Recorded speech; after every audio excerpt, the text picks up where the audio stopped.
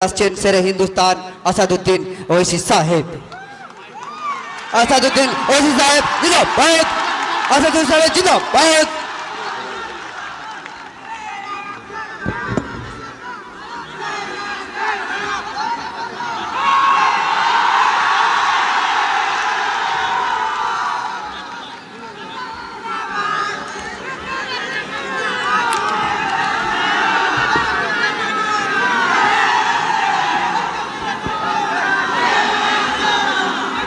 औज़ुबिल्लाहि मिनश्शैतानिर्रजीम बिस्मिल्लाहिर्रहमानिर्रहीम अस्सलामु अलैकुम वरहमतुल्लाहि वबरकातुहू।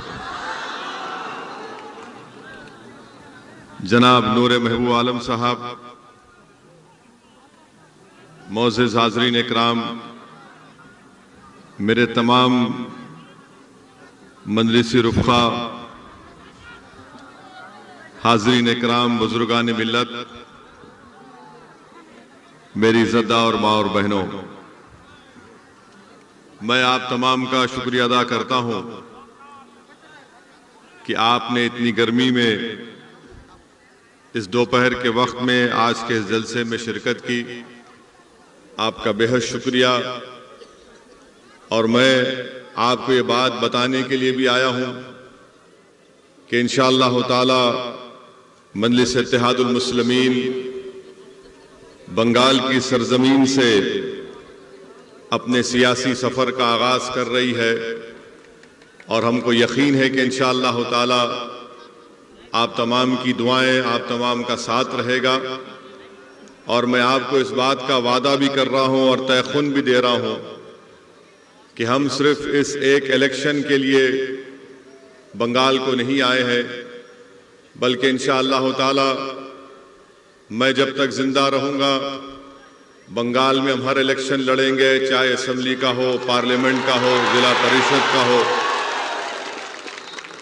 और मेरे इस दुनिया से चले जाने के बाद भी मुझसे ज्यादा काबिल और बेलोस लोग आकर भी बंगाल में मजलिस इत्तेहादुल मुस्लिमीन के काम को जारी और सारी रखेंगे इंशाअल्लाह। तीसरी अहम बात मैं आपको बताना चाहूंगा कि इस आने वाले असेंबली इलेक्शन में इंशाअल्लाह ताला जलंगी और सागरदगी से मजलिस इत्तेहादुल मुस्लिमीन का उम्मीदवार इस इलेक्शन में लड़ेगा इंशाअल्लाह ताला। और दूसरे मुकामात, दूसरे असेंबली कॉन्स्टिट्यूंसीज के ताल्लुक से इंशाअल्लाह 1-2 दिन के अंदर हम लोग फैसला करके बताएंगे। मगर आप मुतमईन रहिए कि बंगाल की सरजमीन पर जो कोई भी इलेक्शन होगा, MIM पार्टी अपना हरा झंडा लेकर इलेक्शन में जरूर लड़ेगी इंशाअल्लाह ताला। मैं हमारे तमाम बंगाल के मेरे मजलिस इत्तेहादुल मुस्लिमीन के तमाम साथियों को, मेंबर्स को उनका शुक्रिया अदा करता हूं कि बड़ी मुसीबत और मुश्किलात का उनको सामना करना पड़ा। कई मर्तबा उनको झूठे मुकदमों में जेल में डाल दिया गया, 2-2 महीने, 3-3 महीने उनको जेल में रहना पड़ा। मगर मैं उनको सलाम करता हूं कि हुकूमत के जुल्म के बावजूद भी वो आज भी मजलिस इत्तेहादुल मुस्लिमीन का परचम उठाकर फख्र से मजलिस का काम कर रहे हैं। मैं साथ ही साथ बंगाल की इस TMC हुकूमत को बताना चाहूंगा कि आपने मजलिस के मेंबर्स के ऊपर जुल्म किया, झूठे केसेस डाले, उनको 2-2 महीने, 3-3 महीने जेल में रखा। मगर TMC को ये बात महसूस कर लेना चाहिए कि अब तो ये तो हमारी शुरुआत है, अभी तो हमारा स्टार्ट हुआ है और स्टार्ट में ही TMC की नींद हराम हो चुकी है। इंशाअल्लाह ताला यकीनन हमको और आपको मिलकर मेहनत करना है, जुस्तजू करना है और हमको हालात से नाउम्मीद नहीं होना है। मैं साथ ही साथ आपको ये भी बताना चाहूंगा कि मैं जब यहां पर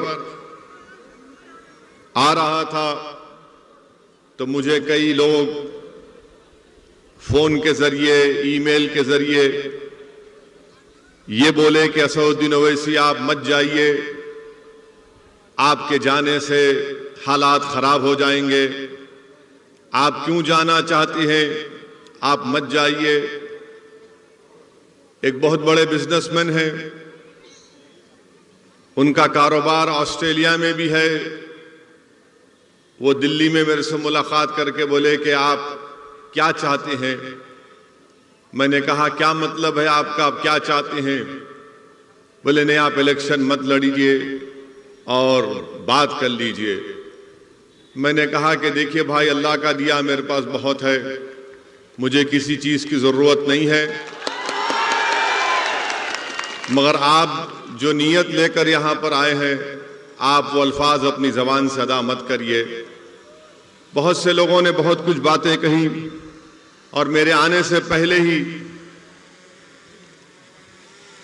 मुख्यमंत्री ममता बनर्जी ने कह दिया कि ओवैसी एक्सट्रीमिस्ट है। कल मुझे हमारे महबूब आलम वीडियो दिखा रहे थे कि मुख्यमंत्री ममता बनर्जी ने कहा कि असदुद्दीन ओवैसी गद्दार है, गद्दार का साथ मत दो, ये वोट काटने आए हैं, इनको पैसे मिले हैं। मैं बंगाल के मुख्यमंत्री से यह कहना चाहूंगा कि आप जो कुछ कहना चाहते कह लो मेरे को, मुझे इसका कोई फर्क पड़ने वाला नहीं है। हम मुख्यमंत्री साहिबा को यह बताना चाहेंगे कि ममता बनर्जी, मेरी इज्जत और जिल्लत का देने वाला अल्लाह है, आप नहीं दे सकते मुझे। आप जो कुछ बोलना चाहते बोलो आप, मैं सुनने तैयार हूं, मगर एक बात आपको याद रखना पड़ेगा कि शायद आपको अपनी जिंदगी में असदुद्दीन ओवैसी जैसे अपोजिशन लीडर का मुकाबला नहीं हुआ होगा अभी तक। हम लड़ेंगे, ये हमारा जमहूरी हक है, डेमोक्रेटिक राइट है, और हम आगे बढ़ेंगे इंशाअल्लाह ताला। दूसरी बात यह है कि कोई यहां पर कहते कि लेफ्ट और कांग्रेस वाले बोलते हैं क्यों असदुद्दीन ओवैसी आ रहे। टीएमसी, कांग्रेस, वाम और बीजेपी, ये चारों मेरे बारे में एक बात जरूर कहते हैं, ये चारों एक बात पे मुत्तफिक हैं। कांग्रेस भी वही बात, लेफ्ट भी वही बात कि आप यहां पर क्यों आकर वोट को काटते हैं। मैं पूछना चाहता हूं टीएमसी के लोगों से, कांग्रेस और वाम के लेफ्ट के लोगों से, क्या बंगाल का वोटर आपका गुलाम है कि आपकी बात तो सुनेगा? बंगाल का वोटर जिसको चाहे वोट देगा, मुझे देगा या नहीं देगा, मगर आप कब से बोलना शुरू कर दिए कि नहीं आओ। मेरे अजीज दोस्तों, मेरी इज्जतदार मां और बहनों, 70 साल से आप लोगों ने कांग्रेस को वोट दिया, लेफ्ट फ्रंट को वोट दिया, 10 साल आपने टीएमसी को वोट दिया, और इन तीनों पार्टीज ने आपसे वोट लेकर यह कहा कि हम हिंदुत्व को रोकेंगे, हम आपका डेवलपमेंट करेंगे, हम आपसे इंसाफ करेंगे। मगर मैं आपको बता रहा हूं कि बंगाल के दलितों को और खास तौर से मुस्लिम अक़लियत को ना इंसाफ मिला, ना उनका डेवलपमेंट हुआ, ना ये लोग बंगाल में हिंदुत्व की तहजीब को या उसके पॉलिटिकल गलबे को रोक सके। ये इनकी नाकामी की वजह से हिंदुत्व आज बंगाल में आगे बढ़ रहा है। 70 साल से धोखा दिया और आपका वोट हासिल किया। मेरे अजीज दोस्तों और बुजुर्गों, ममता बनर्जी क्या कहती हैं कि मैं मुसलमानों की प्रोटेक्टर हूं। ममता बनर्जी हर जगह कहती हैं, अब इस इलेक्शन में नहीं बोल रही हैं, मगर हम ममता बनर्जी को बताना चाह रहे हैं, आप जरूर बंगाल के मुख्यमंत्री हैं, मगर हमारा प्रोटेक्टर तो सिर्फ अल्लाह ही रहेगा। आपके प्रोटेक्शन की जरूरत नहीं है। आपका काम यह है कि बहैसियत मुख्यमंत्री आपने भारत के संविधान के ऊपर ओथ लिया है, और ओथ जब आप लेती हैं, चाहे आप हो या नरेंद्र मोदी हो, इनका काम यह है कि भारत की और बंगाल की जनता से इंसाफ करें, जो ना आप किया है और ना मोदी ने किया है। दोनों ने इंसाफ नहीं किया है, दोनों ने इंसाफ नहीं किया है। और चौथी बात यह कि ममता बनर्जी ने मेरे आने से पहले, माशाअल्लाह मैं शुक्रिया अदा करता हूं मैडम चीफ मिनिस्टर का, कि दूल्हे के आने से पहले उन्होंने दूल्हे के बारे में बात करना शुरू कर दी। हर जगह टीवी चैनल पर, जलसे में, बहुत अच्छा है, आप बोलिए जरूर, क्योंकि मुझे मालूम है कि आपके दिमाग में असदुद्दीन ओवैसी आपको दर्द पहुंचा रहा है, इसलिए ममता बनर्जी बोल रही है।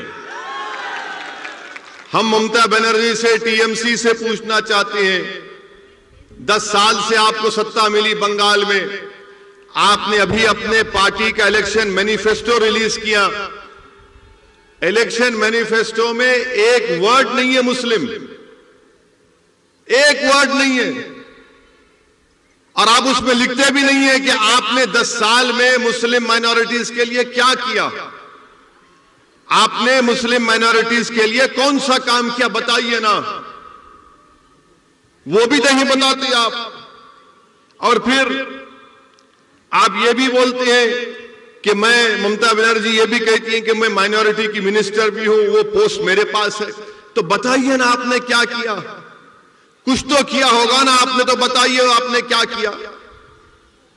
मेरे अजीज दोस्तों और बुजुर्गों, मेरी इज्जतदार मां और बहनों, 10 साल आपने टीएमसी को वोट दिया, उससे पहले 30-31 साल लेफ्ट को, उससे पहले कांग्रेस को आपने वोट दिया। मैं आज आपके सामने सिर्फ कम से कम वक्त में चंद बातें बताकर यहां से रुखसत हो जाऊंगा, क्योंकि अब तो जलसा पहला हुआ है, इंशाल्लाह बहुत होंगे, अब यहां से जलसे होंगे इंशाल्लाह ताला। मैडम चीफ मिनिस्टर कुछ नहीं बता सकती हैं। मैडम चीफ मिनिस्टर क्या दिखाती हैं? मुसलमानों के ईद के दिन आकर सर पे अपने पल्ले सर पे ओढ़ के ऐसा दुआ करते, और आप लोग क्या करते हो? उससे पेट भरता, उससे नौकरी मिलती, बच्चों को स्कूल मिलता, अस्पताल मिलता, पुलिस से जुल्म का खात्मा होता। मगर ये इनका ड्रामा, सर पे ओढ़ो, हाथ उठाओ, अल्लाहू अकबर, ये नाटक है। ये नाटक कब तक चलता रहेगा? अच्छा, अब आप खुद, मैं आपको बता रहा हूं, मैं ममता बनर्जी से, चीफ मिनिस्टर बंगाल से, ये लेफ्ट फ्रंट के लोगों से, और कांग्रेस, ये लेफ्ट फ्रंट कांग्रेस तो इनका आखिरी इलेक्शन है, इसके बाद खत्म ही हो जाने वाले हैं, नहीं रहने वाले हैं। इनसे मैं पूछना चाह रहा हूं, बंगाल में आप ये बताइए कि क्या ये बात सच नहीं है कि बंगाल में 15% मुसलमान बच्चे जिनकी उम्र 6 साल और 14 साल की है, वो स्कूल के बाहर हैं। 6 और 14 साल की उम्र के बच्चे 15% स्कूल के बाहर हैं। क्यों नहीं डाले उनको स्कूल में? आप, मैं रोका था क्या आपको? ठीक है, मैं गद्दार हूं, चलिए मान लिया मैं गद्दार हूं, मैं सब कुछ हूं, मगर आप स्कूल में क्यों नहीं, स्कूल नहीं बनाए? ये गवर्नमेंट का डेटा है, मेरा नहीं है। 6 और 14 साल की उम्र के 15% मुस्लिम बच्चे स्कूल के बाहर हैं। आपको मालूम, यूपी और बिहार के बाद सबसे ज्यादा मुसलमान बच्चे आउट ऑफ स्कूल कहां पर है? बंगाल में। बंगाल में ये क्यों नहीं किया आपने? मैं रोका क्या आपको? आप स्कूल खोल देते। 30 साल लेफ्ट की हुकूमत, उससे पहले कांग्रेस की हुकूमत, 10 साल से टीएमसी की सरकार, किसने रोका था आपको स्कूल खोलने से? क्या यह बात सच नहीं है कि जितने सेकेंडरी और हायर स्कूल है वो मुर्शिदाबाद में, मालदा में, दिनाजपुर में नहीं है। क्यों नहीं है? क्योंकि यहां पर बड़ी तादाद में मुस्लिम माइनॉरिटी रहती है। कहां पर ये स्कूल ज्यादा है? दार्जिलिंग में है, बंकुरा में है। आप बताइए फिर ये क्यों, आप यहां क्यों नहीं खोलते? आप यहां पर खोलना चाहिए ना जहां पर जरूरत है। मगर नहीं, ममता बनर्जी बोलेंगे वो ऐसी गद्दार है, लेफ्ट कांग्रेस बोलेंगे बी टीम है। अरे मैं सब कुछ हूं बाबा, तुमने स्कूल क्यों नहीं खोला? इनके पास इसका कोई जवाब नहीं है। अच्छा, आपको मालूम कि मुर्शिदाबाद जिले में 50% स्कूल के बच्चों को मिड डे मील स्कीम नहीं मिलता। अब तो खैर कोविड से स्कूल बंद है, मगर 2019 से क्यों नहीं देते आप मिड डे मील स्कीम? बच्चों को स्कूल में खाना दिया जाता है पूरे भारत में। 50% स्कूल्स में मुर्शिदाबाद में मिड डे मील स्कीम नहीं दिया जाता। क्यों नहीं दिया जाता? ठीक है ममता दीदी, मैं गद्दार हूं, मानता हूं कांग्रेस लेफ्ट वालों में भी टीम हूं। बताओ फिर तुम स्कूल में खाना क्यों नहीं देते? ये तुम्हारा डेटा है, मेरा नहीं है। और फिर लेफ्ट के लोग बोलते हैं हम मुसलमान को जमीन दिए। 3/4 Muslims of Bengal have no land, जमीन नहीं दिए और आप झूठ बोलते हैं मेरे अजीज दोस्तों और बुजुर्गों। फिर उसके बाद आप देख लीजिए कि 6 सबसे बदतरीन डिस्ट्रिक्ट्स जो हैं हेल्थ के एतबार से, 3 के 3 तो 50% मुस्लिम माइनॉरिटी के डिस्ट्रिक्ट है। आप क्यों नहीं खोले अस्पताल? वहां पर खोलना था ना, मैं रोका आपको। ठीक है, मैं गद्दार हूं, बी टीम हूं, मैं उनसे पैसे लिया, उनसे जो भी होगा अलग बात है, मगर ये काम आप क्यों नहीं करे? इनको इसी बात का हम सब सवाल करते हैं तो इनको तकलीफ हो जाती है। और मैं मुर्शिदाबाद की हमारी मां और बहनों को बताना चाह रहा हूं, मुर्शिदाबाद जिले के मां और बहनों को बताना चाह रहा हूं, जो 50% हमारी मां और बहनें बीड़ी बनाती ना। अब आप मेरी बात सुन लो। क्या आपने टीएमसी और कांग्रेस लेफ्ट के किसी एक लीडर से सुना कि नरेंद्र मोदी की सरकार एक नया रूल बना रही टोबैको के ऊपर, तंबाकू के ऊपर, उससे लाखों बीड़ी बनाने वालों की नौकरियां चले जाएंगी? मैं 1 महीना पहले नरेंद्र मोदी की हुकूमत को, गवर्नमेंट को लेटर लिखा कि कोप्टा में अमेंडमेंट्स मत लाइए। भारत में 85 लाख बीड़ी बनाने वाली और उसमें 70% महिलाएं। अगर वो कोप्टा का अमेंडमेंट आएगा तो लाखों नौकरियां चले जाएंगी बीड़ियों की। इस पर कोई टीएमसी क्यों नहीं बोलती? क्यों नहीं बोलती ममता बनर्जी मोदी को कि ये बोलो इस बारे में? ना कांग्रेस बोलती है, ना लेफ्ट बोलती है। बीड़ी का क्या बनाती हमारी मां और बहनें यहां पर। फिर आप वो भी देख लीजिए। अच्छा, मैं गद्दार हूं, ममता बनर्जी बोलती मैं गद्दार हूं, कांग्रेस बोलती कि मैं बी टीम हूं। अच्छा ये बताओ, पूरे बंगाल में 25.4% घर में टैप वाटर है, पानी का टैप वाटर है। मुसलमान को खाली 15% क्यों है? गद्दारों को पानी नहीं पिलाते ममता बनर्जी? आप बी टीम को पानी नहीं पिलाते क्या आप? 15% मुस्लिम के पास। अच्छा, ड्रेनेज लाइन पूरे बंगाल में 31.6% घर में ड्रेनेज लाइन है। कितने मुस्लिम माइनॉरिटी के पास है? 15.2%। क्या यह ठीक है? मुझे गाली दो, आप दिल भर के गाली दो, शायद आपका दिल मुतमईन होता होगा, रात में अच्छी नींद आती है, मगर ये सवाल का जवाब दो ना। इस सवाल का जवाब कौन देगा? मुर्शिदाबाद में आपको मालूम कि सबसे जहरीला पानी यहां पर मिलता है। मुर्शिदाबाद में आर्सेनिक पानी मिलता है, आर्सेनिक पानी, लाल रंग का पानी मिलता है। और उसमें पानी का क्या है? 3000 पार्ट्स पर बिलियन है। WHO बोलता है कि 300 लिमिट होना चाहिए। मुर्शिदाबाद में 3000 पार्ट्स पर बिलियन आर्सेनिक पानी मिलता है। क्या कर रही टीएमसी? क्या किया लेफ्ट ने? क्या किया कांग्रेस ने? जो मुर्शिदाबाद, मालदा में बरसों से तुम्हारा एमपी, तुम्हारा एमएलए जीत के आ रहा, तुम तो साफ पानी नहीं पिला सकते, आर्सेनिक पानी आप देते हैं। मेरे अजीज दोस्तों और बुजुर्गों, फिर वहीं पर आप देखिए मगरबी बंगाल में हायर एजुकेशन का सर्वे हुआ गवर्नमेंट ऑफ इंडिया का। कितने मुस्लिम माइनॉरिटी के बच्चे हायर एजुकेशन में पढ़ रहे मालूम आपको? बंगाल में मुसलमानों का पॉपुलेशन क्या है? 2011 का सेंसस कहता है 27-28%। हायर एजुकेशन में बंगाल के कॉलेजों में खाली 7.8 बच्चे पढ़ रहे हैं। 7.8। कितने टीचर है कलकत्ता यूनिवर्सिटी में, जादवपुर प्रेसिडेंसी में मुस्लिम टीचर 3.6 है। ममता जी, मैं गद्दार हूं ना? आप मुझे सलाह देना था, ये बच्चों को नौकरी क्यों नहीं देते आप? और फिर आपको जानकर हैरत होगी 11% हायर एजुकेशन में मुस्लिम्स हैं और 7.8% टीचर्स हैं। 27% 2011 का पॉपुलेशन मुस्लिम पॉपुलेशन है। आपको मालूम बंगाल में मुस्लिम एम्प्लॉयमेंट कितना है?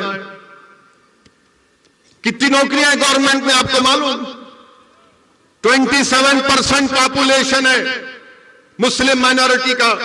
और गवर्नमेंट में ममता बनर्जी हो या कांग्रेस हो, लेफ्ट हो, ओनली 6% मुस्लिम आज एम्प्लॉयमेंट में गवर्नमेंट में।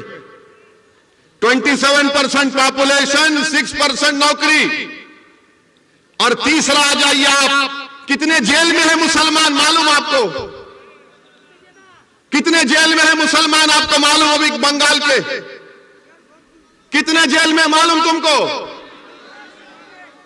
तुम्हारी आबादी मुस्लिम अकलियत की आबादी 27%, गवर्नमेंट में नौकरी 6%, जेल में कितने मालूम? 38%। ताली मारने का नहीं है, सोचने का है। ताली मत मारो, सोचो मेरी बात को। ममता बनर्जी बोलती मैं गद्दार हूं, कांग्रेस लेफ्ट बोलती मैं बी टीम हूं। ठीक है, मैं मान लेता हूं तुम सच हो, मगर ये क्या है फिर? ये बर्बादी की दास्तान किसने की? ये बर्बाद किसने किया मुझे?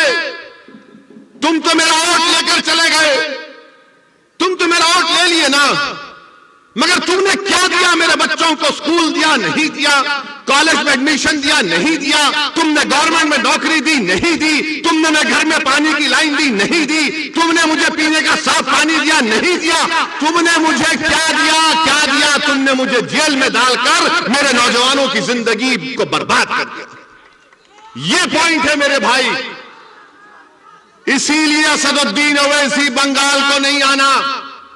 मैं आपको सच्चाई से हर चीज बता रहा हूं, आप खुद देख लीजिए। अच्छा, आपको मालूम ये पुलिस के लोग हैं? कितने मुस्लिम सब इंस्पेक्टर है बंगाल में मालूम? कितना तुम्हारा पॉपुलेशन है? 28% पॉपुलेशन है ना। ममता बनर्जी बोलती है ओवैसी गद्दार, कांग्रेस लेफ्ट बोलती है ओवैसी बी टीम। पूरे बंगाल में खाली 7% मुस्लिम सब इंस्पेक्टर्स हैं। 7%, 7%, जिसको सार्जेंट बोलते हैं, इंस्पेक्टर बोलते हैं। कितने मालूम आपको? 2%। 2% है खाली। मेरे भाई ये क्या हो रहा है? अच्छा, सोने पे सुहागा ये कि बंगाल के असेंबली में 294 असेंबली सीट्स में 59 कितने साबिर 59 है मुस्लिम एमएलए, 59 मुस्लिम है, जिसमें से ममता बनर्जी के 32 हैं। आप बोलेंगे ओ इसी तो 59 है। मेरे भाई 59 की अहमियत नहीं है। अगर मजलिस के 4 जीत के गए तो ममता बनर्जी को यह काम करना पड़ेगा। ये 59 से कुछ नहीं हुआ। क्या किया वो लोग? तो खाली गूंगे बन के बैठे रहे बंगाल के असेंबली में, कुछ बोल नहीं सके, पूछे नहीं कि क्यों इस नाइंसाफी हो रही है। और फिर टीएमसी हमसे बोलती कि हम गद्दार हैं। मैं ममता बनर्जी आपको याद दिला रहा हूं, यहां के जलसे से मैं ममता बनर्जी को याद दिला रहा हूं कि ममता बनर्जी 30 अप्रैल 2002, ये मैं जो कुछ कह रहा हूं ना, मैं चैलेंज कर रहा हूं। अगर इसमें से एक वर्ड भी गलत है तो मेरे को चैलेंज कर रहा हूं, बैठ के डिबेट करेंगे टीवी के सामने, आ जाओ। 30 अप्रैल 2002 को लोकसभा में डिबेट हुआ गुजरात के फसादात के लिए, जब मेरे वालिद सालारे मिल्लत अलैहिर्रहमा एमपी थे सुल्तान सलाहुद्दीन अवैसी। लोकसभा में सबने उस मोशन के खिलाफ वोट किया। ममता बनर्जी, आपने तो मोदी का साथ दिया था 30 अप्रैल 2002 को, और मैं गद्दार हूं, मैं गद्दार हूं। अगर टीएमसी के लोग यहां पर हैं तो जाके तुम्हारी दीदी को सुनाओ। 15 सितंबर 2003 टाइम्स ऑफ इंडिया अखबार की रिपोर्ट है। क्या तारीख? 15 सितंबर 2003। ममता बनर्जी क्या कहती है उसमें? ममता बनर्जी आरएसएस के लोगों से मिलती है और मिलके बोलती है कि आरएसएस के लोग देश प्रेमी हैं, देश प्रेमी हैं। और ममता बनर्जी बोलती है उनको कि अगर तुम 1% मेरा साथ दिए तो मैं बंगाल की पूरे मुकद्दर को चेंज कर दूंगी। ममता बनर्जी, तुमने तो 2003 में आरएसएस से हाथ मिला लिया था और आज तुम असदुद्दीन ओवैसी को गद्दार कहती हो। क्या बात है ये? 2003 का 15 सितंबर 2003 का। अच्छा, फिर ममता बनर्जी 2019 का पार्लियामेंट इलेक्शन हुआ। पार्लियामेंट के चुनाव में आप बताइए कि आपने बीजेपी को वोट दिया? कितनों ने बीजेपी को वोट नहीं दिया? हाथ उठाओ। शर्माओ ने, डरना नहीं। कितने टीएमसी को वोट दिया? डरो ना, भाई उठाओ, कोई बात नहीं। अच्छा, 18 बीजेपी कैसा जीत गई? 18 बीजेपी कैसा जीत गई बंगाल से? मैं तो नहीं था ना, गद्दार तो नहीं था, बी टीम भी नहीं थी, तो बीजेपी मोदी 18 कैसे जीत गया? टीएमसी का ममता का वोटर मोदी के गोद में बैठ के चाय पी रहा है। और ममता बनर्जी, टीएमसी, लेफ्ट, कांग्रेस हमको गद्दार, बी टीम, क्या क्या गाली देते थे। अच्छा, फिर रिजल्ट आया तो ममता बनर्जी ने क्या कहा था? मीडिया ने जाकर ममता बनर्जी से क्या पूछा? ए दीदी, बीजेपी इतना जीत गई, क्या मुस्लिम की वजह से हुआ? मीडिया को भी शौक खाली मुसलमान से है। तो ममता बनर्जी ने क्या कहा कि हां, गाय दूध देती है तो कभी गाय लात भी मारती है। कहा था ना, कहा था ना। मेरे को एक जवाब दो, तुम इंसान हो, तुम गाय हो? अगर कोई बंगाल का मुसलमान है, वो इंसान है या गाय है? तुम इंसान हो या गाय हो? जोर से बोलो, तुम इंसान हो या गाय हो? तुम 2 टांग के हो या 4 टांग के हो? तो किसने अख्तियार दिया मुख्यमंत्री को कहने के लिए कि हम 4 टांग की गाय है? किसने दिया, बताओ। अच्छा, फिर मुख्यमंत्री ने क्या कहा? गाय दूध देती है तो हम ले लेते हैं, लात मारती तो कबूल कर लेते हैं। ममता बनर्जी, हम गाय नहीं है, इंसान है, और इंसान को नौकरी की जरूरत है, इंसान को पानी की जरूरत है, इंसान को घर की जरूरत है, इंसान को नौकरी की जरूरत है, इंसान को स्कूल की जरूरत है, इंसान को कॉलेज की जरूरत है। मगर दीदी, आपने क्या किया? आपने तो दूध भी पी लिया, मलाई भी खा ली, मिष्टी दोई भी खा लिए। अब हमारे पास कुछ नहीं बचा है। मैं आपको गाय के रूप में नहीं देखता, मैं आपको इंसान के रूप में देखता हूं। मजलिस इत्तेहादुल मुस्लिमीन तुमको भारत का बावकार इंसान के तौर पर देखती है। मैं तुम्हारे से दूध लेने नहीं आया हूं, मैं तुम्हारा हक दिलाने के लिए आया हूं यहां पर। मैं तुम्हारे को भारत के संविधान में जो आपका जायज मुकाम है उसको दिलाने के लिए आया हूं। मैं इंसान को इंसान के रूप में उसकी इज्जत बहाल करने के लिए आया हूं। टीएमसी आपको जानवर की तरह देखती और असदुद्दीन ओवैसी आपको इंसान के तौर पर देखता है। मेरे अजीज दोस्तों और बुजुर्गों, मेरे अजीज दोस्तों और बुजुर्गों, मैं आपको याद दिलाना चाहता हूं एक तारीखी शख्सियत को। कितने लोग टीटू मार को जानते हैं, टीटू मीर को? टीटू मीर को जानते हैं? कौन था टीटू मीर? कौन था टीटू मीर? टीटू मीर हाफिज कुरान थे। टीटू मीर हाफिज कुरान थे, हज करने गए। जब वापिस आए टीटू मीर, तो जमींदारों ने मुसलमानों पर टैक्स लगा दिया कि जो दाढ़ी छोड़ेगा उस पर टैक्स। तो एक इलाका है नरकल बिराई बोलते ना, नारकल बिराई में टीटू मीर थे। तो टीटू मीर ने कहा कि हम जमींदारों को दाढ़ी छोड़ने पर टैक्स नहीं देंगे। तो टीटू मीर ने एक किला बनाया जिसको बंसर कला बोलते हैं, बंसर कल्ला बोलते हैं। टीटू मीर ने बनाया और टीटू मीर ने उन जमींदारों और अंग्रेजों के खिलाफ जिहाद किया था ना। आज असदुद्दीन ओवैसी आपको बोलने आया है कि आपको ना जिहाद करने की जरूरत है, ना हथियार उठाने की जरूरत है, आपको सिर्फ भारत के संविधान को समझकर अपने हक के लिए लड़ने की जरूरत है। उस जमाने में जमींदार थे और अंग्रेज थे, वो तो जमींदार अंग्रेज चले गए, अब नए जमींदार आ गए। एक जमींदार टीएमसी, एक जमींदार मोदी, एक जमींदार कांग्रेस, एक जमींदार लेफ्ट। ये जमींदार बन चुके हैं और हम पर टैक्स लगा रहे हैं। मेरे अजीज दोस्तों और बुजुर्गों, बताइए आप, अगर आप नहीं लड़ेंगे अपने हक के लिए तो क्या कोई आसमान से आएगा या जमीन से निकलेगा? आपको अपने हक के लिए लड़ना है। मैं बुजुर्गों से अपील कर रहा हूं, आपको अपने बच्चों के रोशन मुस्तकबिल के लिए लड़ना है। आपको उनके लिए उनका हक संवारना है। यह कांग्रेस पार्टी क्या है बताइए, बताता हूं आपको। यह कांग्रेस पार्टी जब बाबरी मस्जिद का फैसला आया तो कांग्रेस पार्टी इसका वेलकम किया। कौन उसके बारे में कहा? किसने कहा कि supreme court is supreme but not infallible? उसका नाम असदुद्दीन ओवैसी था। ममता बनर्जी, पूछो उनसे टीएमसी से कि राम मंदिर का जजमेंट आया, उसके बारे में आपकी क्या राय है? तो बोलेंगे,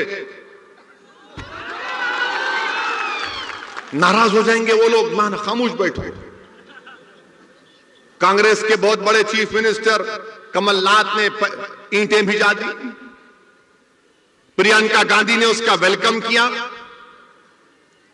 यह कांग्रेस पार्टी है जो आपके वोटों से मुर्शिदाबाद, मालदा में बरसों से हुकूमत करती आ रही है और कुछ नहीं किया। यहां पर ट्रिपल तलाक का बिल पार्लियामेंट में आया तो कौन उसके खिलाफ बोला? आपने देखा होगा ना, किसने बोला ट्रिपल तलाक के खिलाफ? जब ट्रिपल तलाक का बिल पार्लियामेंट में मैंने वोटिंग का मुतालबा किया तो पूछो टीएमसी से, टीएमसी ने वॉकआउट कर दिया। वोट क्यों नहीं डाला? वोट क्यों नहीं डाला? वॉकआउट किया। वोट डालना था, बताना था मोदी को कि तुम्हारे खिलाफ वोट दे रहे हैं। हम खाली 2 एमपी हैं लोकसभा में, मगर मोदी के 300 एमपी के सामने उसके खिलाफ बोलते और वोट भी डालते उसके खिलाफ। ममता बनर्जी का एक चेहरा लोकसभा में, एक चेहरा बंगाल में, एक चेहरा लोकसभा में। उनके एमपी बड़ी बड़ी अच्छी अंग्रेजी में बड़ी बड़ी तकरीर कर लेते हैं, मगर सिटीजन अमेंडमेंट बिल आया तो 8 एमपी नहीं थे, 8 एमपी नहीं थे। किसने सारी दुनिया के सामने बता दिया कि CAA का कानून भारत के संविधान के खिलाफ है? और मैंने सारी दुनिया के सामने मोदी के और उसके 300 एमपी के सामने उस कानून को फाड़ कर बता दिया काला कानून है। क्या कांग्रेस ने किया? क्या टीएमसी ने किया? लेफ्ट तो कहीं है ही नहीं बेचारे। ये कांग्रेस और लेफ्ट तो वो मेडिकल शॉप में जब जाते हैं दवा लेने के लिए तो दवा के नीचे ऊपर लिखा होता कि कब बनी, date of manufacture, date of expiry. ये कांग्रेस लेफ्ट का डेट ऑफ एक्सपायरी हो चुका है। इनसे अब कुछ नहीं होगा, इनसे कुछ नहीं होगा अब कांग्रेस और लेफ्ट फ्रंट से। ये लेफ्ट के लोग बर्बाद कर दिए पूरे बंगाल के मुस्लिम अकलियतों को। अगर आज बंगाल में मुसलमान परेशान हैं तो लेफ्ट की वजह से इन्होंने बर्बाद कर दिया हर चीज। कुछ नहीं किया, कुछ नहीं किया। सिर्फ कार्ल मार्क्स, लेनिन क्या क्या बातें की। इनकलाब आएगा, इनकलाब, अरे कहे का इनकलाब? मेरा घर बर्बाद हो गया, मेरे बच्चे को नौकरी नहीं मिली, मेरे घर में चिराग नहीं है, और तुम इनकलाब की बातें करते हो। कितना धोखा दिया तुमने 30 साल में।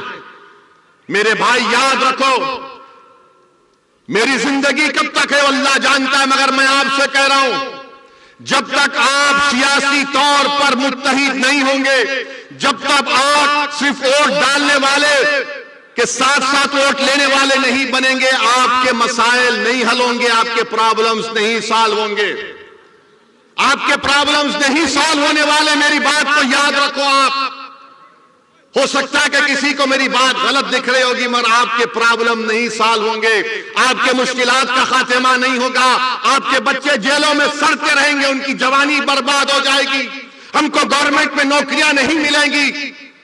ये तो कॉन्स्टिट्यूशनल राइट है ना, हमारे संविधान में right to equality fundamental right है, हमारे कॉन्स्टिट्यूशन में liberty, equality, fraternity, justice Baba Saheb Ambedkar ने प्रियम्बल में लिखी। तो बताओ, क्या कांग्रेस ने किया, क्या लेफ्ट ने किया, क्या ममता ने किया, क्या मोदी कर रहे? कोई नहीं कर रहा है। मेरे अजीज दोस्तों और बुजुर्गों, इसीलिए मैं आपसे अपील कर रहा हूं कि आपने सबको वोट दिया है, एक मर्तबा मजलिस इत्तेहादुल मुस्लिमीन का साथ देकर देखो, एक मर्तबा साथ देकर देखो। मैं आपसे वादा कर रहा हूं कि इंशाअल्लाह ताला जो काम 70 साल में नहीं हुए, वो काम हम इंशाअल्लाह ताला 5 साल में करवा के आपको दिखाएंगे इंशाअल्लाह।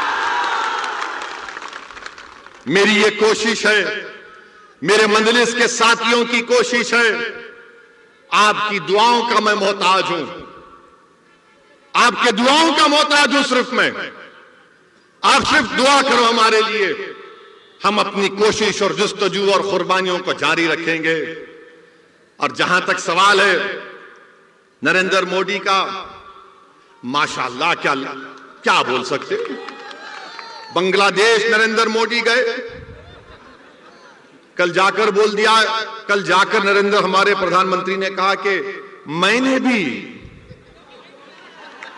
सत्याग्रह किया था बांग्लादेश में। क्या बात है, देखो, हमको नहीं मालूम था प्राइम मिनिस्टर कि आपने सत्याग्रह किया था। जो आपके बारे में किताब लिखे उसमें तो कहीं नहीं मिला कि आपने बांग्लादेश के लिए सत्याग्रह किया था, मगर मोदी जी बोल दिए।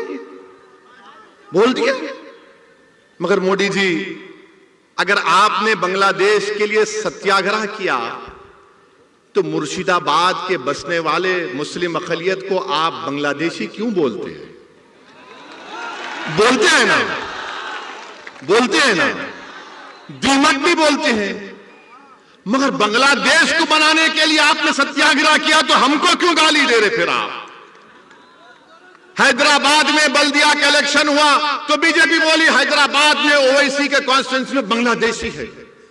वो बांग्लादेशी नहीं थे, वो बंगाल के सोने का कारस्कोप का काम करने वाले काबिल लोग बसते मेरी कॉन्स्टिट्यूंसी में, उनको बांग्लादेशी बोल दिए।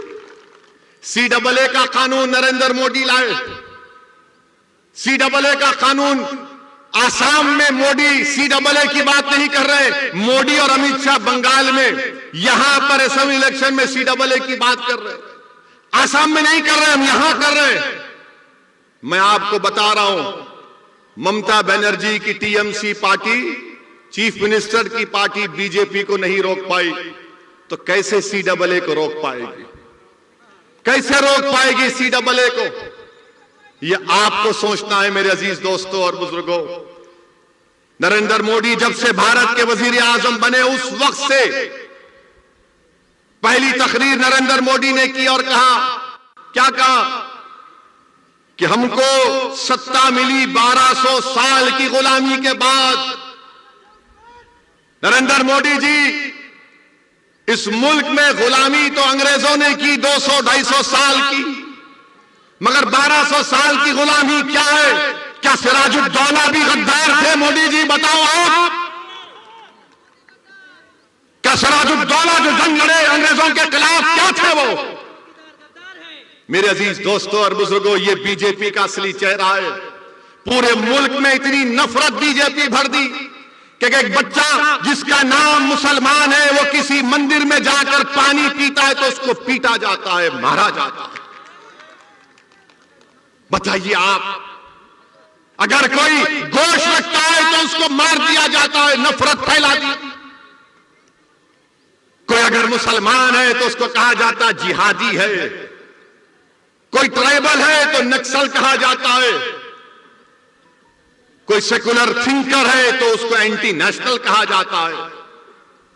मेरे अजीज दोस्तों और बुजुर्गों, ये रात लंबी होने वाली है। मैं बार बार कह रहा हूं, ये रात बड़ी लंबी रहने वाली है, याद रखो। अगर तुम इन तमाम सियासी पार्टियों पर भरोसा करोगे तो याद रखो नुकसान उठाओगे, नुकसान उठाओगे। मैं डराने के लिए नहीं कह रहा हूं। फिरका परस्ती इतनी बढ़ चुकी है, कितनी फिरका परस्ती बढ़ गई कि ममता बनर्जी इस इलेक्शन में आकर कहती है कि मैं हिंदू ब्राह्मण हूं।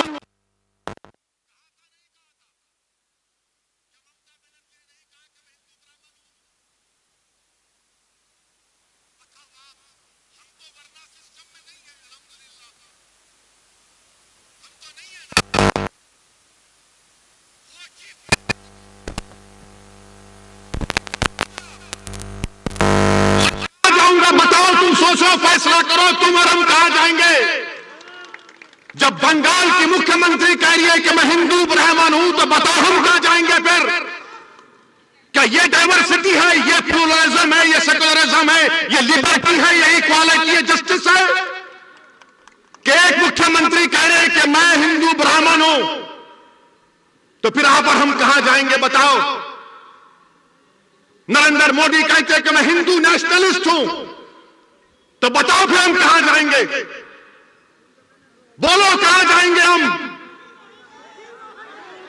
रहेंगे यही इंशाअल्लाह ताला, इज्जत के साथ रहेंगे, अपनी सियासी क़यादत को बनाएंगे, अपने वोट से अपने नुमाइंदों को कामयाब करेंगे, बंगाल में एक इनकलाब बर्पा करेंगे, बंगाल में तारीख लिखेंगे इंशाअल्लाह ताला। और बंगाल की मुख्यमंत्री ने यह कह दिया, चंदी पाठ पढ़ा उन्होंने, पढ़ा ना, चंदी पाठ पढ़ा, तो दिल्ली का चीफ मिनिस्टर बोला कि मैं हनुमान भक्त हूं। राहुल गांधी, प्रियंका गांधी भी अपने आप को भक्त दिखाने के लिए मंदिर मंदिर जाते हैं, उसमें कोई एतराज नहीं है। मगर सवाल यह पैदा होता है, क्या यह सेकुलरिज्म है? हर कोई अपने आप को सबसे बड़ा हिंदू कौन है दिखा रहा है, क्योंकि मोदी से मुकाबला करना है ना। अरे मोदी से मुकाबला करना है तो अंबेडकर के संविधान से करो, मोदी हार जाएगा। मोदी से मुकाबला करना है तो आइडियोलॉजी पर करो, वो आइडियोलॉजी जो हमारे मुजाहिदीन आजादी ने इस्तेमाल किया था। मेरे अजीज दोस्तों और बुजुर्गों, मैं चंदी पाठ पढ़ने के हरगिज खिलाफ था, ना हूं, ना कभी रहूंगा। अगर कोई हनुमान चालीसा पढ़ता है तो मुझे कोई इतराज नहीं है, उनका फेथ है। मगर एक आप चीफ मिनिस्टर रहकर इस तरह की बात करते हैं, तो दीदी आज के इस जलसे से आपको एक मैसेज दे रहा हूं। मैं इन तमाम लोगों से आपसे अपील कर रहा हूं कि जब ममता बनर्जी चंडी पाठ पढ़ सकती है तो हम इंशाअल्लाह ताला इस जलसे को खत्म करेंगे सूरे फातिहा पढ़ के। पढ़ेंगे मेरे साथ? पूरे पढ़ेंगे? पूरे पढ़ेंगे? पढ़ेंगे ना? चलिए, बिस्मिल्लाहिर्रहमानिर्रहीम, अल्हम्दुलिल्लाहि रब्बिल आलमीन, अर्रहमानिर्रहीम, मालिक यौमिद्दीन, इय्याका नाबुदु व इय्याका नस्तईन, इहदिनस सिरातल मुस्तकीम, सिरातल लज़ीना अनअमता अलैहिम गैरिल मग़दूबि अलैहिम वलद्दाल्लीन। दीदी आप चंडी पाठ पढ़ो, मैं सूरे फातिहा पढ़ता हूं।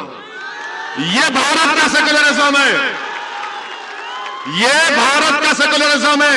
यह नहीं हो सकता है कि मैं हिंदू ब्राह्मण हूं और मैं बोलते जाऊंगी। नहीं दीदी, मोदी और आप दोनों सगे भाई बहन हैं। ये ममता बनर्जी को दीदी बोलते, उनको दादा बोलती है वो। मेरे भाई, आप MIM पार्टी का साथ दीजिए। हम अपनी शुरुआत कर रहे हैं, आपकी दुआओं की जरूरत है, आपका साथ की जरूरत है, और इंशाअल्लाह ताला मजलिस इत्तेहादुल मुस्लिमीन यहां पर हर इलेक्शन में बंगाल के मुकाबला करेगी। अस्सलाम वालेकुम व रहमतुल्लाहि व बरकातुहू। हमारे साबिर साहब इंशाअल्लाह ताला, पूरा नाम साबिर गफ्फार साहब आज से इंशाअल्लाह ताला मजलिस इत्तेहादुल मुस्लिमीन में शामिल हो रहे हैं। मैं इनको दिल की गहराइयों से इनको वेलकम करता हूं और अल्लाह से दुआ करता हूं कि अल्लाह इनके फैसले में उनको कामयाबी दे। अस्सलाम वालेकुम।